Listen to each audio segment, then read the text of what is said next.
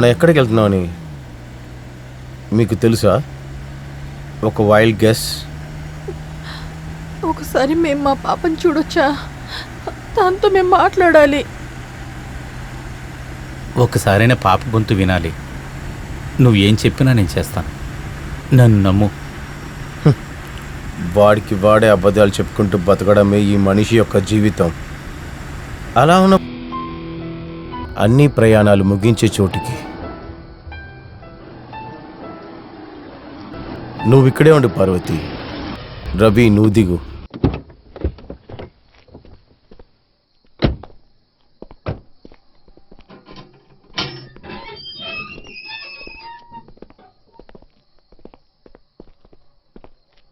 నిన్న నువ్వు ఒకరిని కలవాలని బయలుదేరావు. నీ బాస్ లోపలే ఉన్నారు. ఇక్కడ ముగిద్దాం ఈరోజు స్టార్ట్ అయిన నీ చెడు సమయాన్ని. నువ్వు అనుకుంటే ఈ కథ ఇక్కడే ముగిస్తుంది. Finish him. నువ్వేమంటున్నావు? నేనా చంపాలా? చంపడానికి నువ్వు భయపడచ్చు, కానీ నాకు అమ్మో పార్వతి ప్రాణాలతో ఉండాలి కదా. హే, నో. నన్ను చంపాలా? అమ్మకి ఏదైనా అవ్వాలంటే అది నేను చెప్తేనే జరుగుతుందని కాదు. నాతో పాటు ఉండేది బేట్రిస్ మాత్రమే కాదు. అది నీకు బాగా తెలుసు అనుకుంటాను.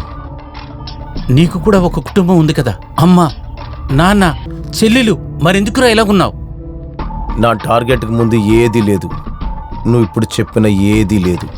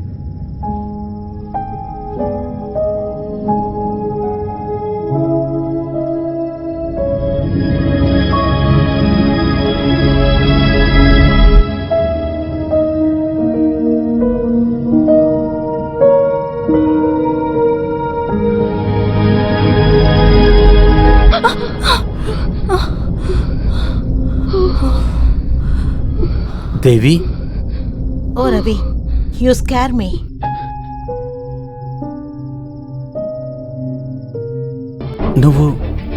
నువ్వెలాగ ఇక్కడ? ఓహో, అలాగా. ఇది నా ఇల్లు. ఆ విషయం నేను అడగాలి. మీరెలా ఈ ఇల్లు కనిపెట్టారు? Oh, I'm the message. అదొచ్చేసిందా? ఏ మెసేజ్? ఏమిటి రవి, ఈరోజు పొద్దున ఫోన్ చేసి ఏమేమి చెప్పారు? నాకు కాల్ చేసి బాస్ అని చెప్పారు, పార్వతికి ఒంట్లో బాగాలేదని చెప్పారు. లేదు, వస్తాను, కొంచెం లేట్ అవుతుంది. పార్వతికి ఒంట్లో బాగలేదు. అలానే మీరే కదా చెప్పారు. నాకు అనిపించింది సంథింగ్ ఆర్ బ్యాకింగ్ యూ. కొద్దిసేపటి క్రితమే ఈ ఇంటి అడ్రస్ మీకు మెసేజ్ చేశాను.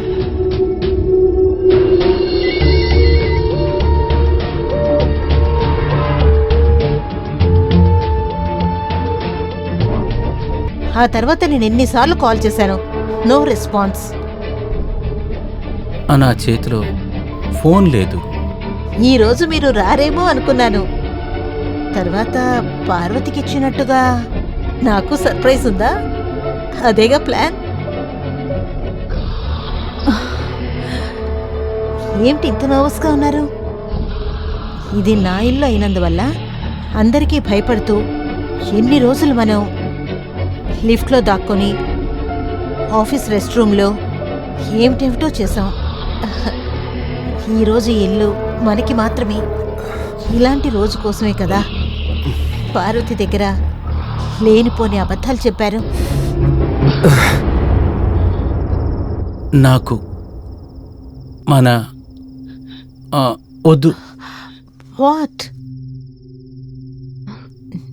నాకు తెలుసు మీరెందుకు మూడౌట్ అవుతున్నారో. ఇంతసేపు డ్రైవింగ్, ప్రతిసారి పార్వతిని మోసం చేస్తున్నానన్న మనోవేదన. నాకు మాత్రం ఆ ఫీలింగ్ ఉండదా?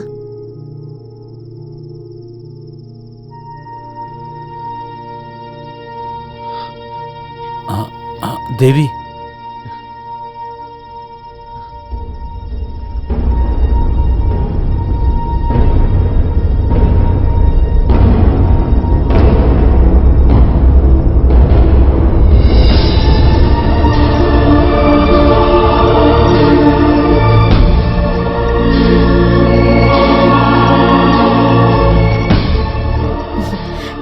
ఇంతవరకు చూడలేదా?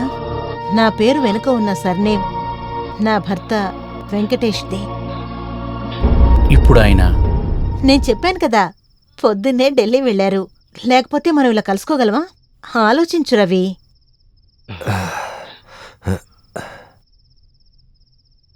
మన గురించి మీ భర్తకి తెలిస్తే? ఎందుకలా అడుగుతున్నారు?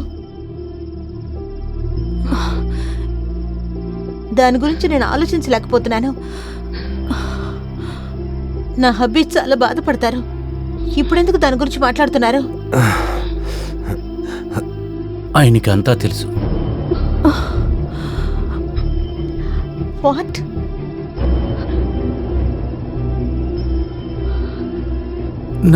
నా కూతురు ఆయన దగ్గరుంది. ఆయన చంపేస్తాడు.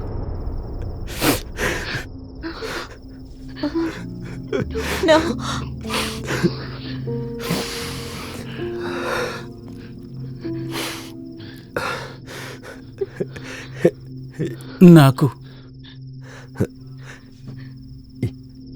నేను నా కూతుర్ని కాపాడాలి. నాకు వేరే దారి లేదు దేవి.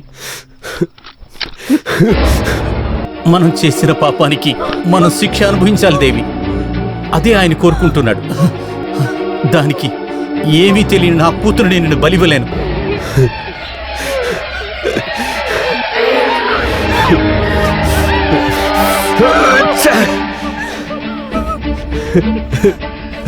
నీకు వేరే దారి లేదు రవి.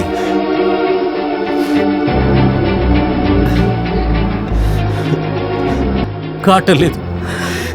నేను చంపలేకపోతున్నాను. Do it. నేను ఎలా కాల్చగలను? కానీ నేను చేయగలను. ఒక సావు ఖచ్చితంగా ఉంటుంది. అమాయకురాలైన 6 ఏళ్ల పిల్ల చావడం కంటే తిను చావడం ఎంతో మేలు.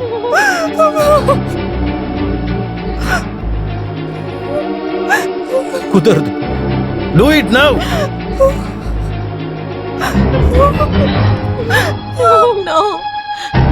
Ravi, no. No, Ravi, please. Please, Ravi. I'm sorry దేవి.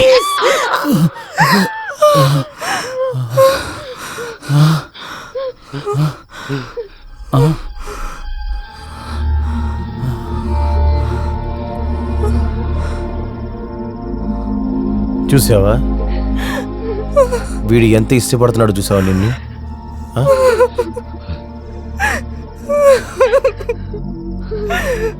నేను చెప్పాలంటే చాలా కారణాలు ఉన్నాయి దేవి.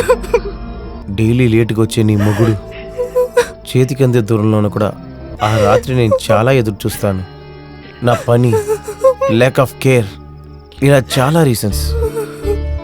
సాధారణంగా జరిగే అరేంజ్ మ్యారేజ్ ఏ అమ్మాయి అయినా ఎన్నో న్యాయాలు మాట్లాడచ్చు.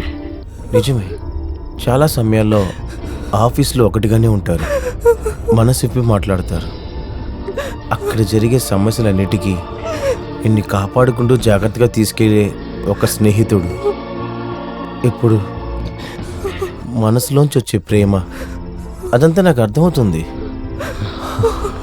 కానీ ఇది ప్రేమ కాదే. ఆ గన్ను ట్రిగర్ నువ్వు నొక్కవని నేను చాలా ఆశపడ్డాను, కానీ నువ్వు దాన్ని నొక్కేశావు. దీనికి పేరు ప్రేమారా? ఒళ్ళు రాసుకుంటుంటే వచ్చే వేడే కదరా నీకు కావాల్సింది. ఆ వేసే దగ్గర నువ్వు రేటు మాట్లాడేటప్పుడు తినే ఆలోచనలో ఉండింది. ఒక పూట అన్నం కోసం సొంత ఒళ్ళుని అమ్ముకునే దానికి ముందు తిను చాలా నీచమైందని అర్థమైంది. తన పేరు వేసి అంటే మరి నువ్వేంటి దేవి? ఆ ఒంటికి రేట్ మాట్లాడిన నీకు ఆ హోటల్ రూమ్లో నీ ముందు నీ పెళ్ళాన్ని ఒంటి మీద చేసినప్పుడు నీ మొహం ఎలా మారింది కదా, ఆ నొప్పి నీకు గుర్తుందా? అప్పుడు నేను ఇక్కడ లేనని తెలిసిన వెంటనే నా పెళ్ళాంతం పాటు ఉండాలనుకున్న నీతోటి ఒక రోజు మొత్తం నీతో పాటే తిరిగిన నాకు ఎంత బాధ ఉంటుంది అనుకుని చూసావరా కుక్క.